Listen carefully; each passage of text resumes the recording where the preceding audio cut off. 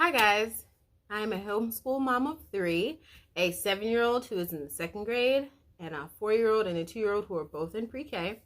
Today I'm going to talk to you about how our summer went and my anticipations for year 2 of homeschooling. So if that interests you, please stick around.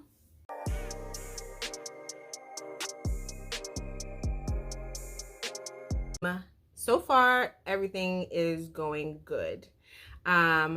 I've ordered my 4-year-old's kindergarten stuff because one, the curriculum that we're using, they are coming out with a new edition, and I wanted to get the deal from the offer that it was gonna be 50% off, but because my daughter is already using that curriculum, it just makes it easier for like the non-perishables. I don't even know if that's the word for it, but like the cards and the books that come with it outside of the things that they actually write in. So I just ordered the student book and to save money, and that way I don't have to buy like the other things that she didn't write on.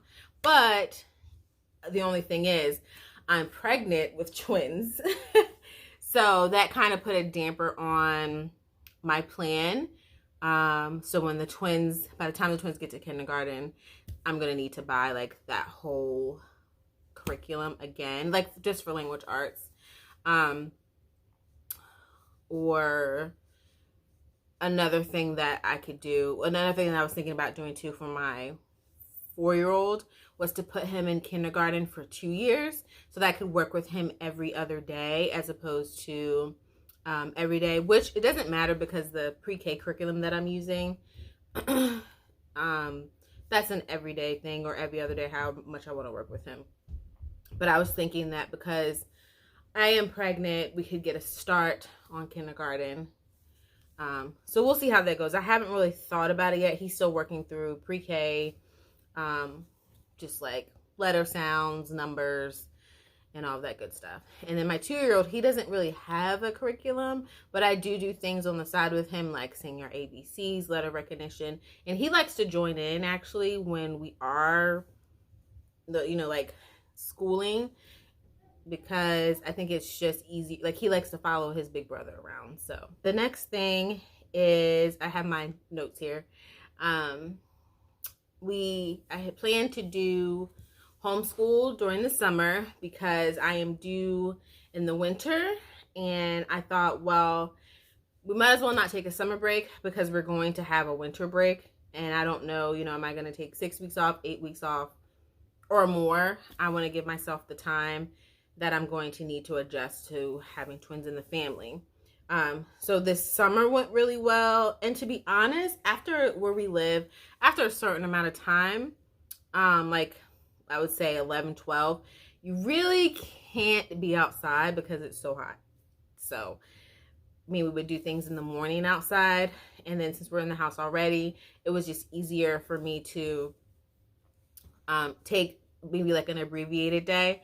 I would do language arts, reading and writing on Monday, Tuesday, and math on Wednesday, Thursday. We didn't do Spanish, we didn't do history, we didn't do science, even though my husband did pick up science to do with them on the weekends, so that, because they really like doing like those experiments and things, and we didn't have like a science curriculum. We just did there were like these science boxes that we found at I think at the thrift store, and also Five and Below. And so they would just work through those with him. And that was pretty cool because it kind of gave me a break. So my state requires me to test my children within 1 year of the start date of my homeschool. Now, we did start in March, so I have until March 2023 to test my daughter, who is 7. So she is the only one on record for at my homeschool, because you don't report anyone as a student in your homeschool until they are 7. And so I had thought to test her like on her birthday. But really, what I'd like to do is to test her, at the end of the year. But we are in between years because when I pulled her out of public education, there were some gaps. So I started her over in her grade, and we are not done with that yet. So I say we have a second grader, but we're almost done with like the first grade curriculum, if that makes sense. And I'm a little loosey-goosey with the grades. Personally, I'm going to read this note because it's kind of deep. So God has been speaking to me about radical kindness. God has been immensely kind to me, so I'm working on extending that same kindness to others. It's a free, non-invasive way to disciple. So as I'm working with my kiddos, it's something that I'm keeping in mind with my tone, with my speech, and with my actions. It's just really easy to get frustrated and to lash out at the kids, and I don't find that I do that often, but I just want to always be kind. And I know always is a bit drastic, but I just thinking about it, like if I'm going to be mean to them, they can just go to a public school. Like the whole point is to be with their mother and to be loved and to be cherished and to be discipled. And the first way that we can disciple is through kindness. And if they don't see their mother being kind, what does that say about the God that I'm trying to get them, not trying, the God that I am, that I claim to serve? The math curriculum. So yeah. And then for my math curriculum, I am not too, I'm going to say this. I was a high school math teacher, and I taught kids calculus. So like all the way from pre-algebra to calculus, I've taught it.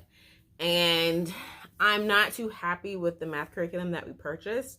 So I need to finish it because we don't, have money to just scrap it and go. And it's not that bad to the point where I need to stop. So I'm going to finish the math curriculum that we currently have, and I'm going to switch to Apologia grade 2 once we're done. Also, in another video, I talked about the healing process that I had to go through with my childhood and with my parents, and I feel like I tried to keep those two processes separate when actually homeschooling has been able to merge it, and it has been very, very healing to be with my children. And in one of my other videos, I'm just gonna say I definitely did not want to homeschool because I felt inadequate as a person, as a parent, because I was trying to heal from my trauma as a child.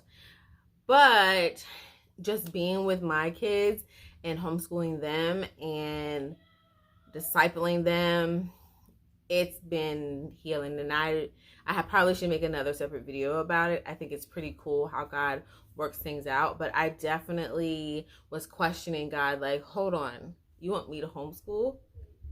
I got my own junk. But through that, I'm learning that my junk, it can spill over to my children, but I have opportunity to clear that junk up in this process. There's about 3 more weeks before fall officially starts. Let me see. I guess there's about 2 more weeks before fall starts. Who knows? But I have not been focusing on the twins very much outside of like my appointments. But now that I'm in my second trimester, I have appointments every 2 weeks. And I said, okay, come this fall, I'm really going to focus on preparing them. And like this summer, I focused on my mental and spiritual health and my physical so that there just would be less complications as possible. And to be honest, buying 2 of everything is very overwhelming. So we are definitely going to be car shopping. We're still looking for land for our new home. And that's about it. I need to start just preparing for them. They will be here this winter. So there's no more really putting it off after this time. But I was definitely overwhelmed when I had kind of started. So I was like, okay, I'm going to wait till the fall. And I feel ready now. The twins are doing great. If you care, the twins, they have their own sacks. They have their own placentas. It is a girl and a boy. They are both 15 ounces and they're just perfect in every way. So I know that even though I'm coded as high risk because of my age and what happened with my previous first pregnancy, I do just feel like the goodness of the Lord is hovering over me, and part of the battle is already won. I feel like, well, not part of the battle, all the battle is already won. So we're getting ready for the birth and what the fourth trimester will be like. So if you enjoy this video, give me a thumbs up. If you'd like to hear more about my family, my homeschool journey, what I'm feeding my children, all things homeschool life, all things mom life, all things Christian life. I do come from a Christian perspective. Then think about subscribing. Like my video. It's a free way to support my channel. And have a good day. And don't forget to drink your daily dose of water and repent. Bye.